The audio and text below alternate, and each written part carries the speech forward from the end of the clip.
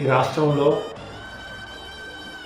కూటమి ప్రభుత్వం చంద్రబాబు నాయుడు గారు ముఖ్యమంత్రిగా పరిపాలన పూర్తిగా గాడి తప్పిందని చెప్పడానికి అనేకమైన సంఘటనలు మనం చూస్తూ ఉన్నాం. సమస్యలు పరిష్కారం చేసే విషయాన్ని అటుంచి డైవర్షన్ పాలిటిక్స్ తోటి ప్రజల దృష్టిని మరల్చే కార్యక్రమం చేస్తూ ఉండడం ప్రజలందరూ గమనిస్తూ ఉన్నారు. మరి ముఖ్యంగా పోలీస్ వ్యవస్థ, ఒక మాటలో చెప్పాలంటే పోలీస్ వ్యవస్థ పూర్తిగా నిర్వీర్యమైపోయిందని చెప్పి పలు విమర్శలు వస్తూ ఉన్నాయి.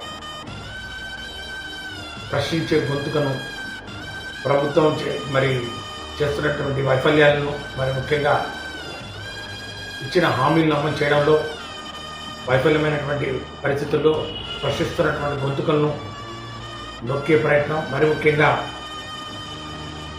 ప్రతిపక్షాలు గొంతుకను నొక్కే కార్యక్రమం చేస్తున్నటువంటి విషయాన్ని ప్రజలంతా కూడా గమనిస్తూ ఉన్నాం. దానికి ఉదాహరణలు నిన్న జరిగినటువంటి ఇన్సిడెంట్, ముఖ్యంగా వైఎస్ఆర్ కాంగ్రెస్ పార్టీ ప్రధాన కార్యదర్శి, మీడియా కార్యదర్శి శ్రీ పూడి శ్రీహరి గారి అరెస్ట్ 15 రోజుల క్రితం ఆయన అరెస్ట్ చేశారు. ఎందుకు అరెస్ట్ చేశారో చెప్పలేదు. ఆయనకు ఏదైనా 35(3) సెక్షన్ కింద ఏదైనా నోటీసులు ఇచ్చారా, అది ఆయన సహకరించలేదా, అప్పుడు అరెస్ట్ చేయాలి. కానీ ఏమీ లేకుండా అరెస్ట్ చేసి తర్వాత కుప్పం కోర్టులో ప్రవేశపెట్టడం, కుప్పం కోర్టులో రిమాండ్ విధించే ఒక రిక్వెస్ట్ పోలీసు వాళ్ళు చేస్తే దానికి కోర్టు వారు నిరాకరిస్తే హైకోర్టుకి వెళ్ళడం, పోలీసులే స్వయంగా తెలుగుదేశం పార్టీ కార్యకర్తలాగా కక్ష సాధింపు చర్యలకు పాల్పడ్డాం క్లియర్గా కనపడతాం.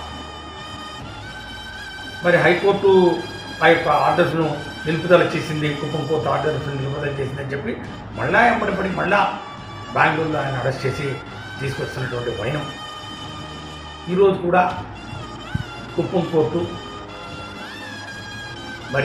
బెయిల్ మంజూరు చేస్తే మళ్ళా తిరిగి ఒక సిస్టమాటిక్ ఆర్గనైజ్డ్ క్రైమ్ అనొచ్చా దాన్ని, ఎందుకంటే పదే అదే కంప్లైంట్ పేరు మార్చి గుంటూరు రెలపడ పోలీస్ స్టేషన్లో, గుంటూరు కొత్తపేట పోలీస్ స్టేషన్లో ఇవే కేసులు పెట్టించి మళ్ళీ ఇంకొక కేసులో ఆయనకు నోటీస్ ఇచ్చి ఆయన మళ్ళా తీసుకుపోయి ఎట్టి పరిస్థితుల్లోనూ పూడి శ్రీహరి గారిని జైలు నుంచి బయటికి తీసుకురావడానికి లేదు, జైల్లోనే మగ్గాలి అనే ఒక కుట్రపూరితమైనటువంటి కక్ష సాధింపు చర్యలకు పాల్పడుతున్నటువంటి పరిస్థితి ఈరోజు మనం చూస్తూ ఉన్నాం.